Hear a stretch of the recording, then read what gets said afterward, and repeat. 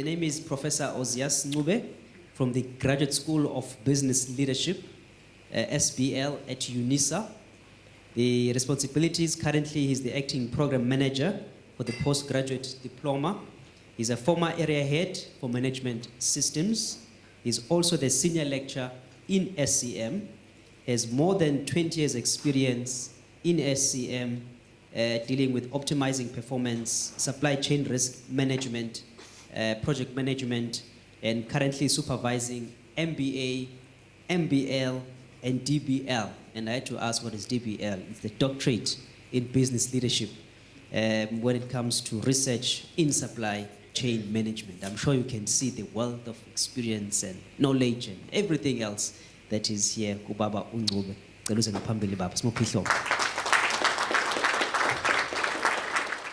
Thank you, Chair. That introduction is a little bit intimidating, but probably let me start with a disclaimer. Now, for us in academia, we're very peculiar with titles. I happen to be very big. Naturally, because I'm big, people associate me with the highest offices in the academic environment. Officially, I am not a professor. I think everyone around me assumes very soon that should be confirmed. I'm hoping so too. My PhD is with the University of Pretoria. As soon as these issues are confirmed officially, I think I'll appreciate the title professor, but for now, I'm not using it. I hope that does not deviate from your program. At the business school, I'm responsible for supply chain management. So usually when I come to an audience like yours, I tend to focus more on the skills and competency angle. I know most of us might have found our way to supply chain either by design or by accident, but we're there now.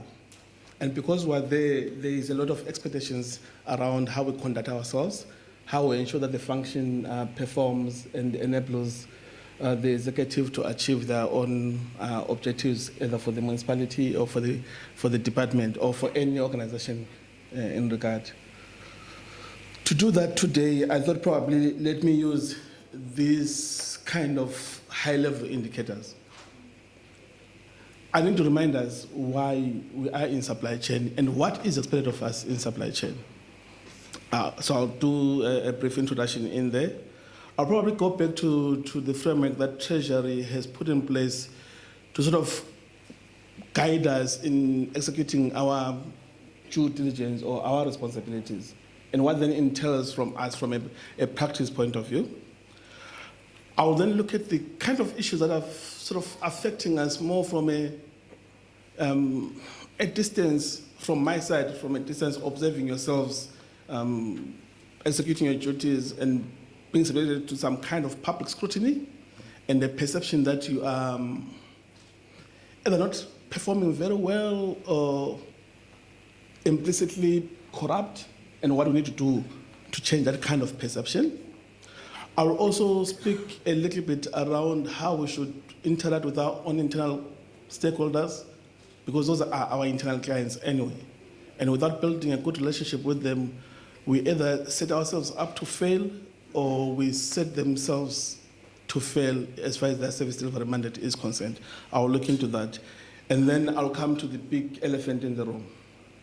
When we speak supply chain, we speak corruption, we speak ethics, we speak ethical challenges, we speak ethical dilemmas, how this is perceived and what it means for us as practitioners of supply chain, and now we can probably start changing the narrative. Some of the words you've already heard from my previous speaker, Mr. Mkopozi, I was telling him that after today, I think I'll probably refrain from saying I'm a supply chain practitioner.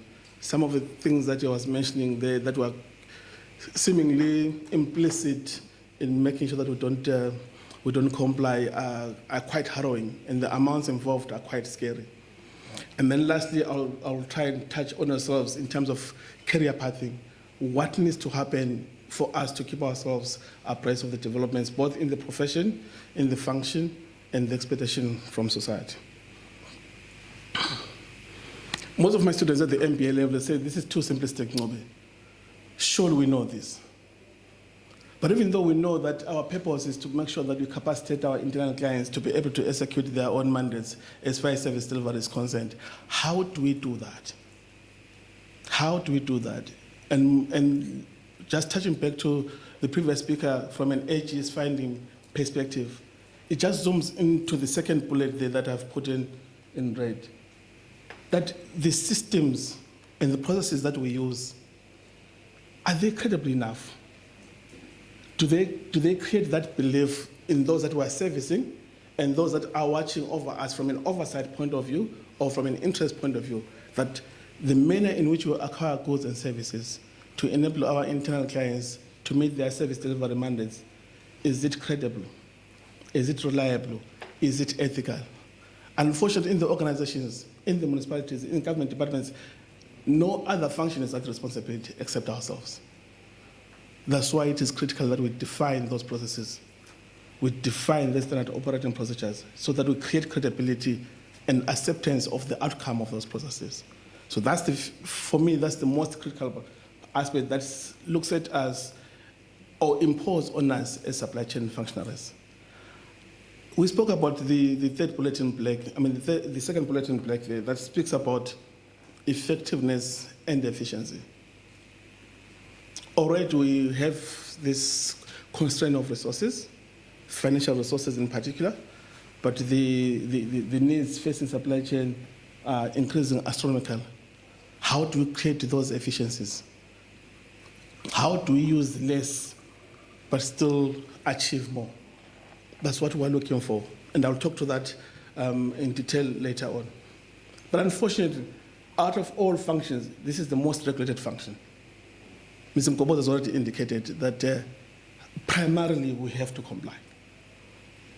And if we have to comply, is there a trade-off between compliance and performance? Performance means enabling the internal client get the necessary resources for them to execute their mandate. He has given a sense that where there's that tension, surely he's going to lean more on performance and then explain the deviation and follow due process. I think something that I would also like us to reflect upon moving forward in this talk. I think it's become a slogan for all of us in supply chain. And when you get into supply chain department or function, you have to understand the responsibilities and the demarcations of the function. Some of us are internally facing, dealing with our internal clients, trying to understand their needs. Such that when we have to enter the market, we have to enter the market with a holistic view, and then we can leverage our spend. So the aspect of planning is very, very critical. The aspect of understanding the municipality's needs is very, very critical. He has already spoken about procurement plans and procurement checklists. These need to be understood a year in advance. So the demand management aspect is a very critical function or sub-function within the SCM function. Otherwise, we'll enter the supply market piecemeal and we'll lose the opportunities for leverage. So I'm re-emphasizing that is a very, very critical aspect of understanding our internal needs as a municipality and plan a year in advance.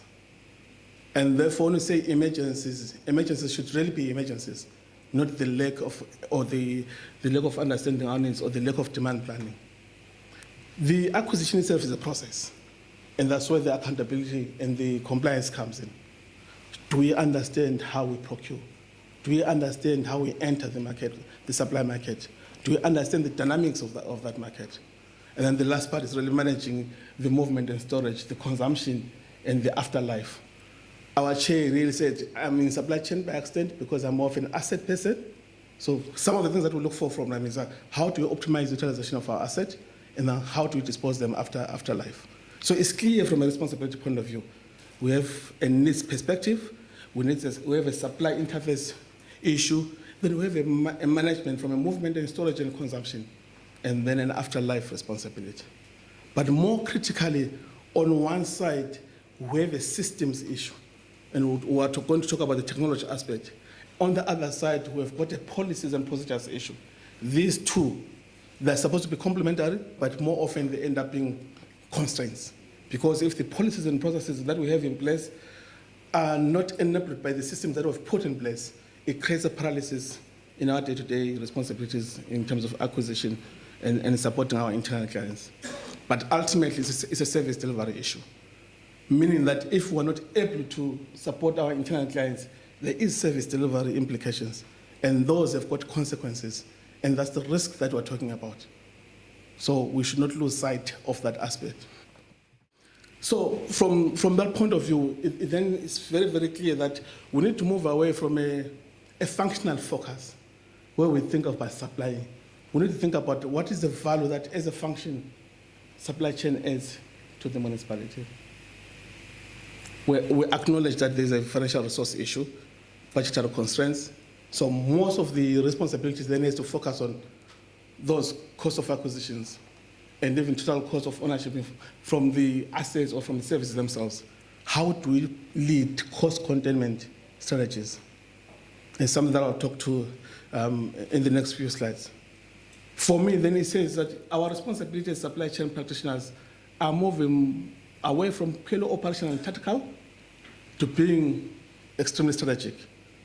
How then do we prepare ourselves to get to that strategic positions? And it's a painful conversation that as SCM practitioners we need to have with our CFOs.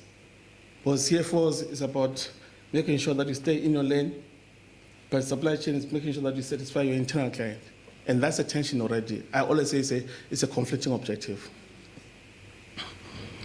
So just to overemphasize two aspects. Understand our needs, and understanding our needs means spending time to understand the supply market.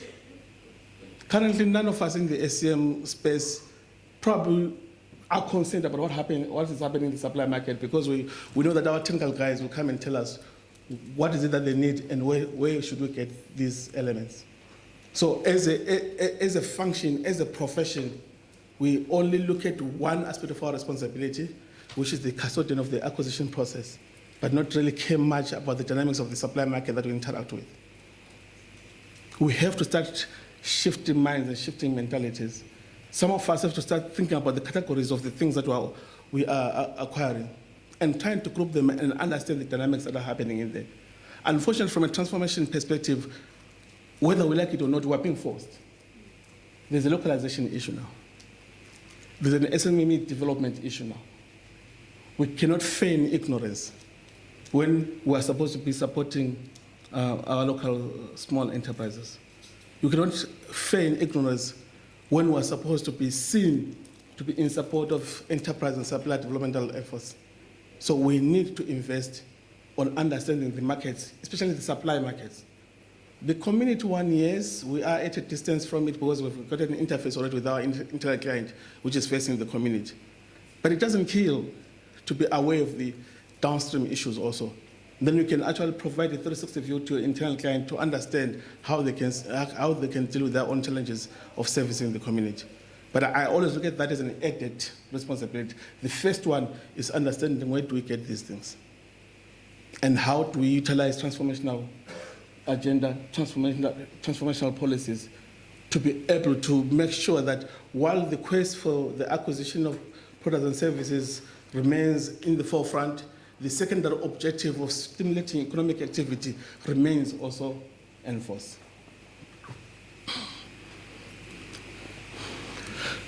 If we come back to your realities, like I said, I observe them from a distance. Most of the time in my interactions, especially with Treasury, because that's what we're trying to drive supply chain transformation and revolution, we get to hear about these kind of problems. So to my left, I've highlighted those ones that seem to be affecting the municipality space quite often. I think the first one is the process issues. Once someone emerges as a preferred supplier, there's someone else somewhere not happy with that outcome. And more often they'll go back to the process that we used to make sure that that process is foolproof. I'll get to that in a moment. How do we ensure that that process is foolproof? So that's the first part. The second part deals with the community-related issues, the transformational-related issues.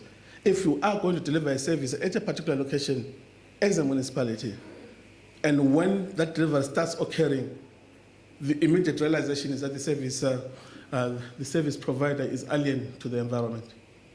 The service provider is Ncube coming from Midrand. and he's in Durban. Already that stimulates a lot of tensions from the community. And more often that results in stoppages that prolong the time to deliver the projects. And for us, that adds on to that fruitful and wasteful expenditure, because we're trying now to accelerate and compress time. And by doing that, already we're magnifying our costs. So those are real challenges that face yourselves. And on reflecting as a supply chain community, both within the CFARO environment, within the procurement space as a specialist space, within the broader supply chain space, there are things that we feel need to be there, more or less to try and create a platform for innovation when we think about procurement processes. And we refer to this typically as a profit review responsibilities, if I can put it that way. And remember, by profit, we're trying to say that the process that we've adopted remains sound, can stand the test of scrutiny, and remains viable in ensuring that we achieve our objectives that we set out for originally for that process. And I've tried to put it in terms of steps. I'm not going to read all of them. I think Mr. Ncube is going to circulate this to all of us. But at a high level, the kind of things that I want us to continuously be thinking about at the back of our mind, in terms of the processes that we are implementing, how robust are they in terms of dealing with changes that are happening, either from a pressure perspective from those that are affected, or from the winds of change from a political perspective, or from within the supply chain professional space itself changing and trying to probably adopt best practice, which may necessarily be not aligned to our constitutional requirements. So it forces us to have this continuous review of the processes that we have. So the first one is to make sure that we understand what is the role of governance and who has that responsibility. He has already indicated that the accounting officer, as far as supply chain management is concerned, is the accountable person, and then the oversight will lie either with the council if it's municipalities. But we need to have that clarity of mind. So that's the first part. And what will be the role of that governance? I'm not going to repeat the objectives, as Mr. Ncube has tried his best to highlight quite a few of them. But I think more critically, it's really around fairness and transparency. It's more around fit for purpose, and it's more around continuous reviews to ensure robustness. If I just look at those objectives again, I think they should become a slogan for us as practitioners. Really, they should become a slogan for us as practitioners. I think the first one is this idea of value for money. Value for money can only be achieved if there's competitiveness. Value for money can only be achieved if there's competitiveness. And the example that he used, he said vegetable boards for 60 rand being acquired for 600 rands. I am aware of cases where hospitals were buying bread that across the road could be bought at maximum 6 rand or 7 rand per loaf, was being bought for 35 to 40 rand per loaf. And if you look at the hospital, how much bread a hospital will consume per day, per week, per month, what portion of the budget would that be? Where is competitiveness in there? So that's one of the fundamental ones that actually guides the entire rollout of a procurement process, is to ensure competitiveness. Then as a municipality, we can leverage our spend. If there's no competitiveness, the opportunity to leverage is gone. It's completely gone. That value that we're being asked about, that's where it comes from. The others are fairly straightforward. We need to be fair. We need to be transparent so that we can deal with these contestations from the losing bidders. Everything needs to be above board. Competitiveness obviously will be the one tool that we can use to be cost efficient, so to provide some cost leadership element. Ncube scared me when he introduced the other partners who also happen to share surname Ncube. You know, in our African sense, it doesn't necessarily mean that we're related. But if we don't document things enough, we cannot defend a perception of seemingly being biased. And as supply chain practitioners, everything that we do, we need to be guarding against that bias. One of the examples that Mr. Ncube said is that if at a municipality level we can't form disciplinary committees, let's form a district one. Then these people rotate amongst ourselves. Immediately you are thinking about those issues around bias. How do we negate them? I think lastly, we have to accept, because we're spending government money, someone has to have an oversight of how we spend this money. So even though compliance is very painful for us as practitioners, it has to be the backdrop. It has to be the foundation. We've got sufficient tools and instruments to deviate, but it has to be the foundation. So compliance becomes very, very critical. So with that in mind, how do we make sure that whatever procurement policy we adopt for whatever need we have identified, especially these needs that are fairly innovative and creative, that are linked to technological advances, that are ill-defined or cannot be well-defined, how do we deal with those kind of challenges? Because that's what is imagined now with technological advances. We have not seen what we want, but we have a sense of what we want, because we know what it can do, but we don't know it so that we can describe it explicitly. If we have to follow then a due process from an acquisition point of view, going through the necessary specification, evaluation and adjudication, how do we deal with those kind of novel, innovative needs? And that's a challenge. The only way we can protect ourselves is to look at the process that we're using. And we need to scrutinize that process.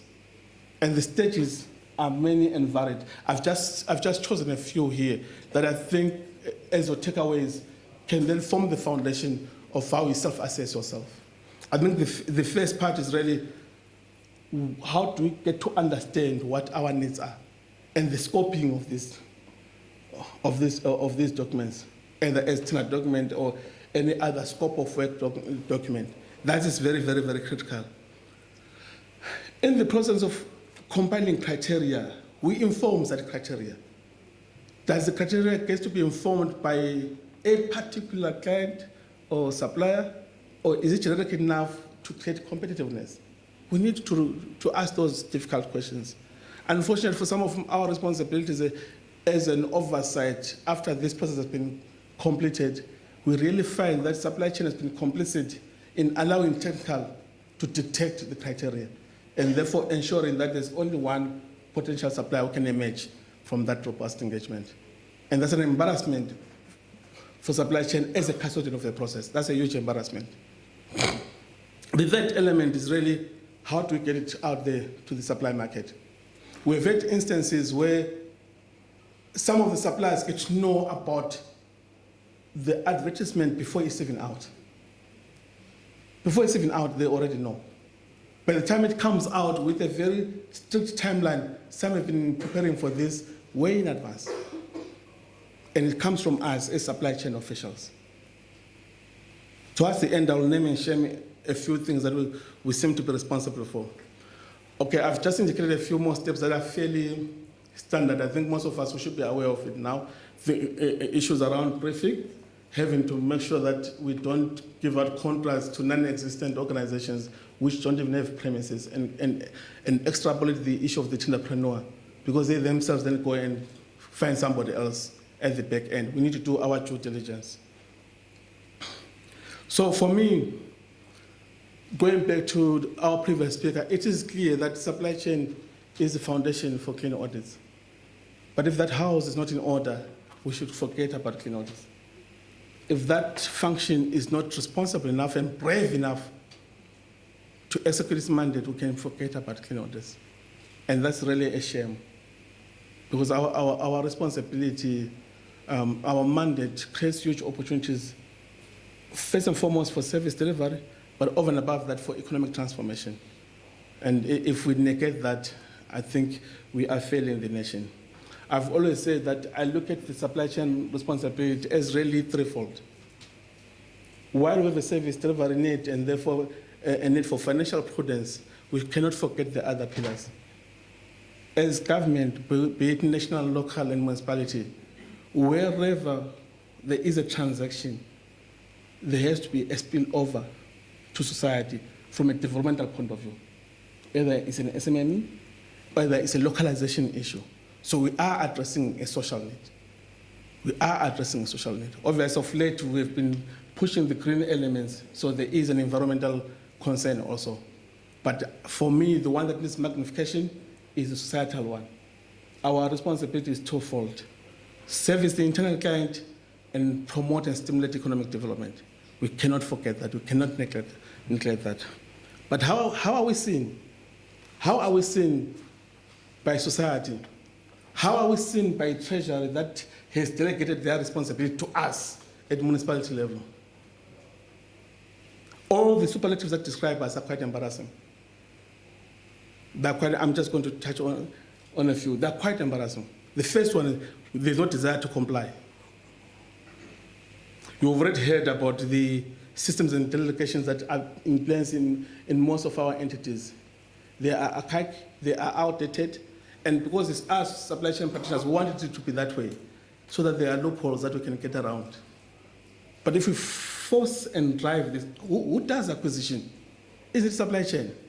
Therefore, we should be driving this innovation and this novel of updating our systems to empower us to arrive at the right objective decisions that protect the integrity of our municipalities. So there's a complicity issue there, but there's also a leadership issue that I'm going to come to at the end. I think Mr. Ncube spoke at length around contract management issues, our ability to monitor suppliers, manage their performance, and have appropriate consequence management for non-performance. But generally, there is a perception out there that as far as this responsibility is concerned, we are neglecting our fundamental responsibility. We give out contracts, we don't check performance, and we only worry about the termination of the contract. My biggest challenge at the moment that we're driving through the business school and other business schools too is the impact of the fourth industrial revolution. Obviously, we've relied too much on human and paper elements. Enhanced the interaction between technology and human, and trying to pass over most of the responsibility more to technology-driven to ensure that we're not subject to subjectivity that comes more from the human dynamics perspective. And when you look into the future, it bodes well for supply chain. But now it's about getting there. Most of the systems that we'll need are ill-defined. So if we have to enter the market from a three quotations point of view, what is it that we really are looking for? So potentially it forces us to think about strategic sourcing. We know our needs, but we don't know how to get there. As a supplier, what do you think you have in place that can get us there? And then we have to visit quite a few suppliers and then eventually choose one. And we can only do this through strategic sourcing. If we use our normal acquisition processes, we can't be robust enough. Well, if you look at the issue of databases, well, we've adopted databases, so we can do that for verification and validation. So it looks like we're in the right step towards adoption of technology, but we need to get there. But what does it require for us to be able to fully utilize it? If you look at this diagram, I think first and foremost is to understand what is out there. Do we have an understanding of the market and what is offered in that market? What kind of information do we have that can be used to enhance decision making? We are a custodian of a process. We're not a user of those goods and services. So we are being forced to collaborate with an internal client who understands the needs, who is going to use those products and services. So it does force us to have a collaborative kind of approach, not an us versus them kind of an approach. I've dealt with internal clients before, and I know that they like to detect as far as the criteria is concerned, as far as the supply market entry is concerned. But we need to change that narrative. We need to change that narrative and position it more from a collaborative point of view than more from a transactional point of view. I'm here to fix you. I will ensure that your preferred supplier doesn't come through. I'm going to get another one. Because the manner in which you're giving me these specifications is disrespectful for the function. We are an enabling function. We are a capacitating function. Obviously, the conversation from a leadership point of view is to make sure that our internal clients also understand the role of supply chain. So we'll come back to the leadership and how it can position us. But also from ourselves, we need to make overtures to our internal clients way before any transaction is required, for them to understand what is the role of supply chain and how supply chain can be used to empower them. The last part is really the process integration, because we're looking for visibility. We can't track performance if we don't have visibility. Those invoices that are in the desk drawers, we'll never see them. So if the processes are not integrated, we don't have visibility. Therefore, we can't claim that we've got a monitoring and performance management system in place. So that integration for me is critical. I think the next few slides, I'm going to try and move through them fairly quickly. It's really dealing with our internal stakeholders. We should try to have conversations away from the transactional need. Not only when there's something to be acquired are we talking to our internal clients. Because already then it's two bulls facing each other and trying to see which one is going to emerge victorious.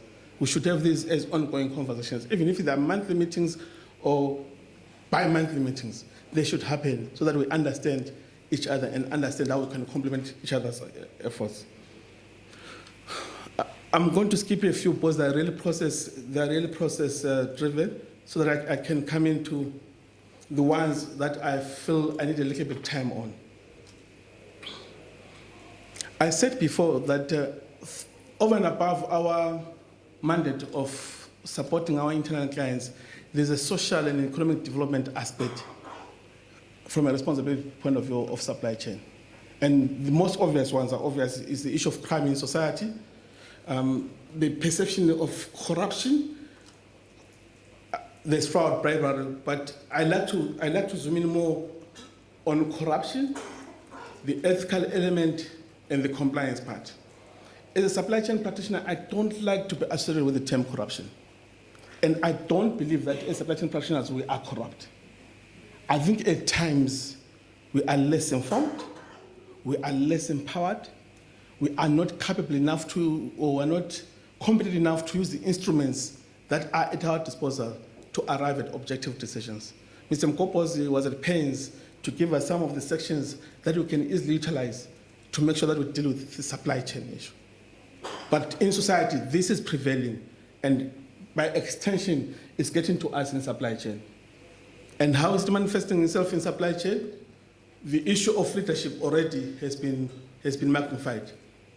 There is a sense that there's a leadership decay. There's immorality around the leadership that we have, be it political leadership or be it executive leadership, coming directly from the accounting officer or the CFOs. There is a top-down instruction that interferes with the processes. Over and above that, ourselves at a personal level, there is a perception that we are vulnerable. One of the excuses that was used when we were engaging in Pretoria was that, surely, how can you expect me to have a spend control of 30 billion rands and then you pay me these peanuts? It's a conversation that as a profession we are having at the moment. To say, first and foremost, are we paying our people at the right levels? It's going to be an ongoing conversation, because what are the right levels? Between government and private, between NGO and public. But fundamentally, there is a responsibility issue. Are you exercising the mandate that has been given in that responsibility? I am not so sure that this affects you. He spoke about the election periods, the first day before the election and the election year. We begin to set ourselves unrealistic goals. And unrealistic goals put pressure on us to deviate from processes, because we want to be seen to to be able to complement an executive direction. What does it say, first from a moral point of view, but also from an organizational ethos point of view? So there is something there that needs to be looked at. Are the performance targets that we're putting in place realistic enough to be achieved? Or we intentionally set ourselves up to fail? I'm not so sure where you stand about the ethics issue. We've had debates where others claim that we are born either ethical or unethical. People cannot be taught ethics. Personally, I think I'm stuck in between. There are things that I've learned in life because I've been taught. I've been exposed to those conversations. So I believe that we should have those conversations. So we should really understand what are the ethical issues. How can they be combated? If after having that knowledge and know-how, you still decide to act unethical, then probably we're right to call you corrupt and apply the rule book to you. But we need to start by having the conversation and understanding what is it that is being termed unethical and what are the implications of that from a supply chain performance point of view. So it goes back to our organization. What is ethics in our work environment? And how do they translate to supply chain ethical dilemmas?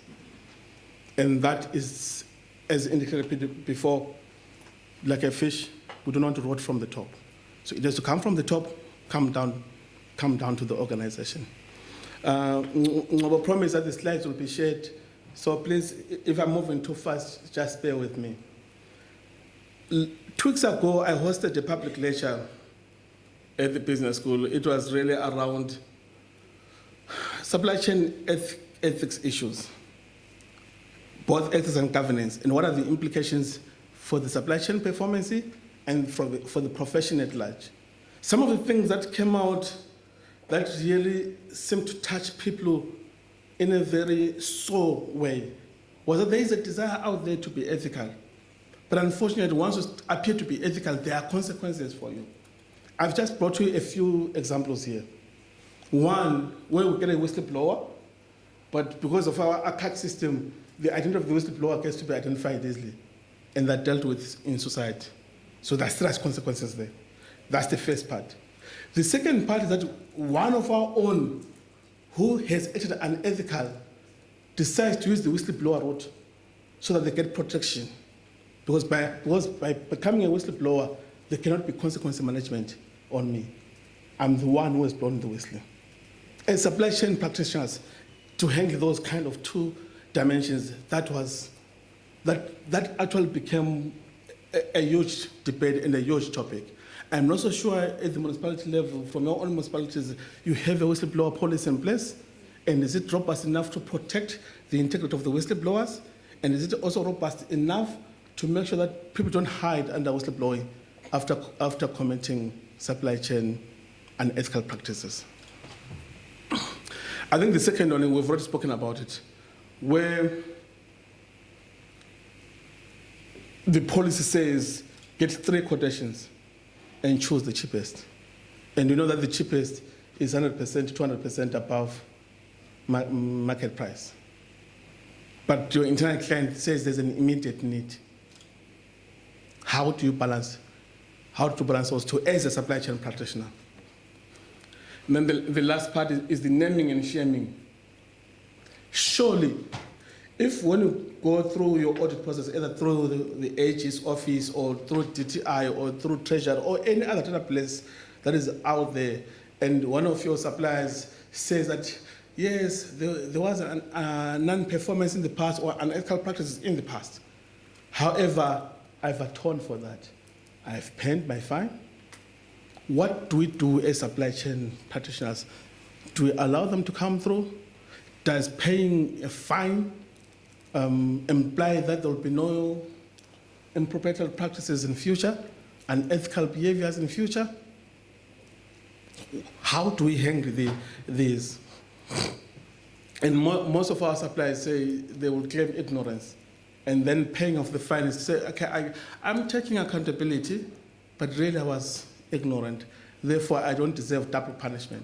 But as supply chain practitioners, these are some of the things that we really need to look at closely.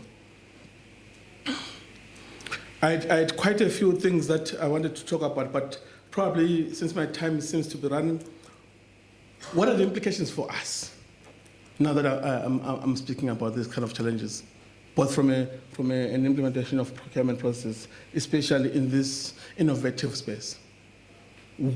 What does it entail for us? Are the capabilities and competencies that we have, are they sufficient? Because the world around us is changing. What role can an organization like Cefaro play? I think it's very clear that we're looking for a new breed of skills and competencies. And the first one really is this idea of value. That's why you begin to look at, find terms like commercial acumen. Can I balance what I'm spending with what I'm getting as a return point of view? What does it mean if I'm in a non-profit environment? The second issue, we are technologically driven now. And these are the results that came out from a National Treasury sponsored study that says clearly the supply chain practitioner in the public service of the future should exhibit these characteristics. The supply chain practitioner in the public service of the future should have these characteristics.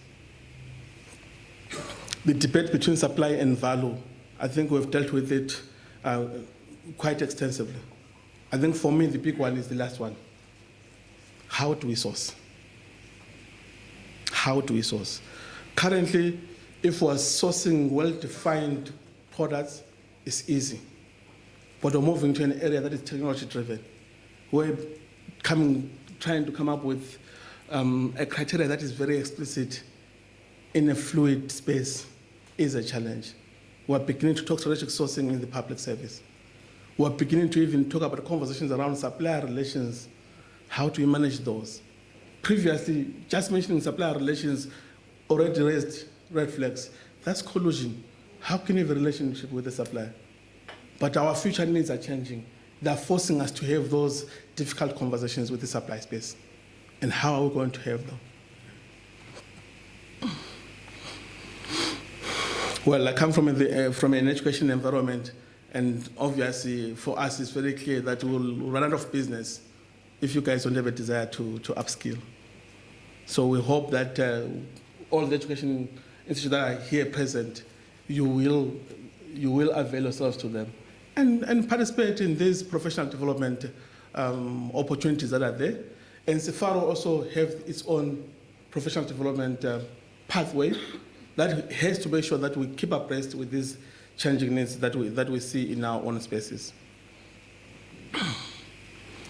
I think the typical one that I always espouse for is one that says, I don't want to take you away from your work environment and put you in a classroom. Because when you come out of the classroom, probably what you have learned is alien to your workspace. So it has to be work-centered development. Even though it's work-centered development, it still has to take into consideration the developments that are happening both nationally and global. So as a mechanism, I think I will probably advise and suggest to Cefaro that any training that has to come through to complement and enhance the skill set of your members has to be primarily based in the workspace. And people like Ncube, who are driving the legislative aspects, to be in the forefront of that upskilling, to ensure that even though the skills are being improved, they remain relevant to that regulated space. For us in academia, first and foremost, the qualifications that we gave you 10 years ago, probably they're now irrelevant. So this curriculum development needs to happen at pace, and the pressure has to come from you as a professional space to make sure that, can you come in and review what you guys are teaching us in supply chain? It seems to be alien to our experiences in the work environment, and you become a key integral stakeholder to drive those curriculum changes. I think the cyber-related aspects, we are moving towards the technological-driven processes. How robust are they? What are the points of vulnerabilities for us as supply chain practitioners? I don't have the answers for that. I have concerns for that. I have seen planes being hacked and being crashed. So if I'm pushing for a technology-driven supply chain system, how robust is it to these vulnerabilities. And this is something that we might need to reflect upon. And obviously, Ncube has indicated the legislative frameworks that we have and the continuous improvements and adaptations that are coming through and the enforceability that is coming through from the AGs. So we also need to be kept abreast with those changes and upskill ourselves correspondingly. The last one is really ethics. And then the issue of governance. I liked the slogan from Ncube, which says you cannot delegate your accountability. You can delegate your responsibility. So as supply chain practitioners will become responsible, but the accountability still remains with our leaders. And we need to make sure that that communication is fairly clear and very understood. I know most of our leaders came in very late, decided to sit at the end there because they didn't want to see Ncube face to face. But now Ncube is sitting down. You can come, guys, and sit up front, and let's have this conversation. As I conclude, I think there's an element that I've always felt is lacking. Some of our senior supply chain practitioners are retiring now. What mechanisms do we have in place to transfer skills? Now thinking seriously about coaching and mentoring. And Faro needs to take the lead in this regard. Most of your retired members still need to be present, still need to be participating in this kind of events, and adopt a cohort of practitioners and try and coach them through to executive level. Let us not lose those skills. That's the disappointing, probably chart that Treasury places in front of all of us in the public service supply chain. At the moment, you are fairly functional. You are really focused on being compliant. So your emphasis is on control. You have to convert your orientation to an enabler. And for you to be an enabler, you need to start looking at the efficiencies of utilizing resources. Are we utilizing these resources efficiently? I come from the mathematical sciences myself. Optimization is my passion. So it's something that, from my own side, I'm really trying to be there at 6 and see how do we optimize supply chain performance. I hope today, as I live here, and as takeaways for yourselves, when you go back to your own spaces, reflect on how you can then optimize your own capability and maximize the benefit of the supply chain function as an enabler. That's your last slide. And again, it's not from Ncube, it's not from the business school. It's from our accountable department, Treasury. That's what they're looking for us. Value for money, efficiency and effectiveness, shared accountability between us as a function and our internal clients. And then lastly, obvious, the issue around compliance. It comes with the territory, I end up having to teach and preach instead of engaging. Hopefully, it did not fall to sleep. I'll stop here.